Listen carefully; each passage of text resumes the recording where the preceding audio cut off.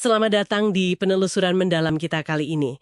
Kita akan menyelami sebuah kampanye kesehatan publik yang cukup fenomenal ya, dari era Hindia Belanda. Betul. Tentang pemberantasan Frambusia atau Patek.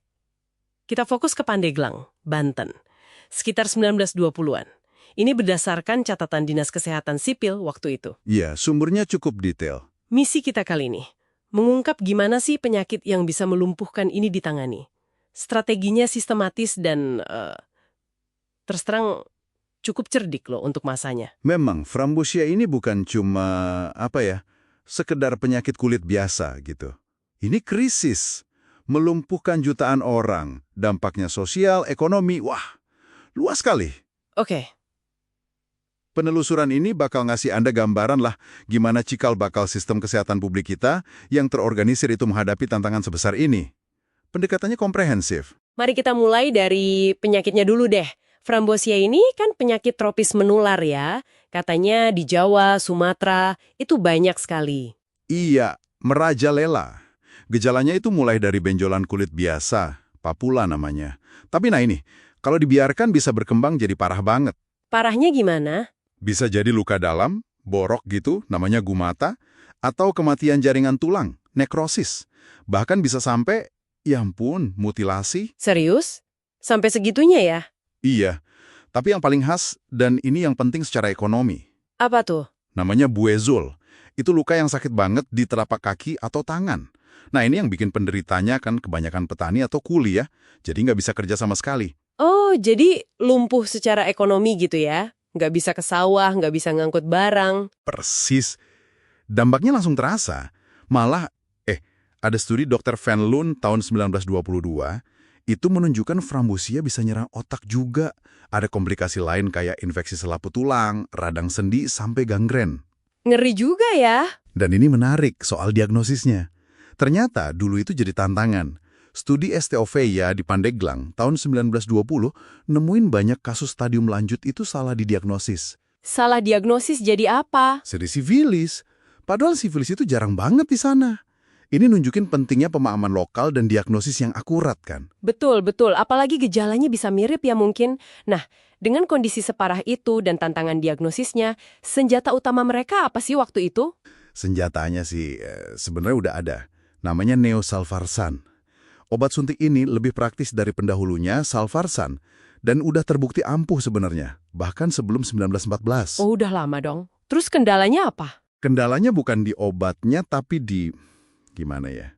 Sistemnya. Sebelum 1914 itu, Dinas Kesehatan belum terorganisir dengan baik untuk bikin kampanye massal. Jadi organisasinya belum siap gitu ya? Iya, terus diperparah lagi sama Perang Dunia I. Pasokan salvarsan dari Jerman kan jadi putus. Titik baliknya itu baru akhir 1917. Ada usulan dari Van Haeften di Banyumas, tapi baru benar-benar jalan itu Agustus 1919 di Dembuk. Oke, cukup lama juga ya jedanya. Nah, ini nih bagian yang menurut saya paling keren. Strateginya. Nggak cuma medis doang kan? Ya betul sekali. Pendekatannya itu multifaset.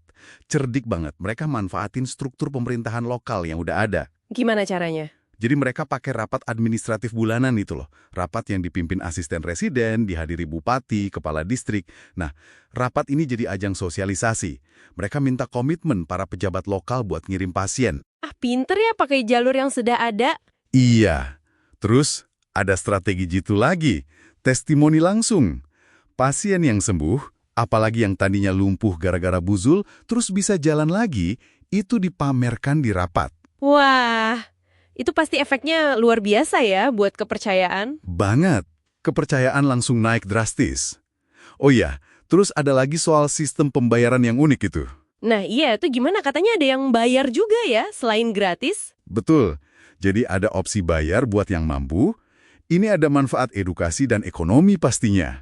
Tapi yang aneh bin ajaib, di beberapa daerah kayak Pantai Timur Sumatera sama Ciamis, Kenapa? jumlah pasiennya malah naik pas ada opsi bayar. Agak paradoks ya.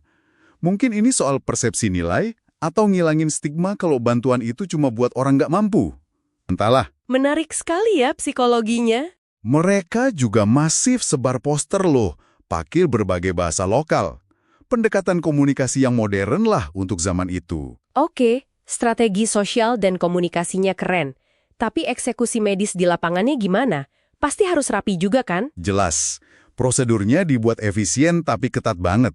Diagnosisnya hanya untuk gejala yang jelas, nggak main-main. Kualitas obat dijaga ketat.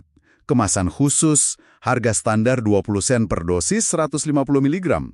Dosisnya pas, nggak boleh lebih dari 0,45 gram buat dewasa pribumi. Ada pemantauan juga? Ada. Setelah disuntik, pasien dipantau 30 menit.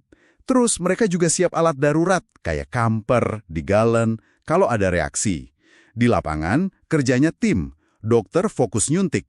Perawat bantu siapkan larutan, bersihin alat suntik, atur antrian pasien. Wah, kebayang sibuknya. Satu dokter bisa berapa pasien tuh sehari? Dengan sistem ini, satu dokter bisa suntik 600-800 pasien per hari. Efisien banget kan? 800 pasien. Luar biasa. Lalu, hasil akhirnya gimana secara keseluruhan? Skalanya sebesar apa? Gede banget. Sampai tahun 1923, itu tercatat sekitar 800.000 pasien diobati. Lebih dari 300 kg neosalvarsan dipakai. Dan dana yang terkumpul dari pembayaran sukarela itu sekitar 340.000 gulden. Wow. Dan di Pandeglang sendiri sebagai fokus kita, Di Pandeglang hasilnya spektakuler. Dalam 4-8 tahun, Frambusia itu bisa dibilang hampir lenyap di sekitar pusat pengobatan.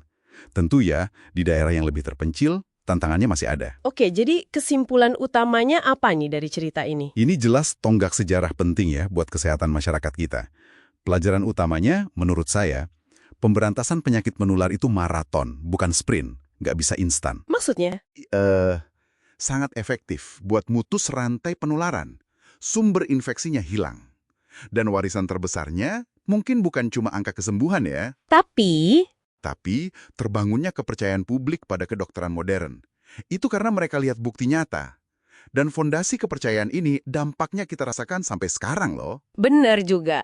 Nah, ini mungkin satu pemikiran penutup nih untuk Anda para pendengar renungkan. Kalau kita lihat gimana strategi adaptif kayak jemput bola, terus manfaatin tokoh lokal, bahkan sistem bayar yang unik tadi bisa efektif banget di masa lalu, seberapa relevan sih prinsip-prinsip kayak gitu buat jawab tantangan kesehatan masyarakat kita yang kompleks sekarang ini? Terutama mungkin di daerah-daerah yang sulit dijangkau ya.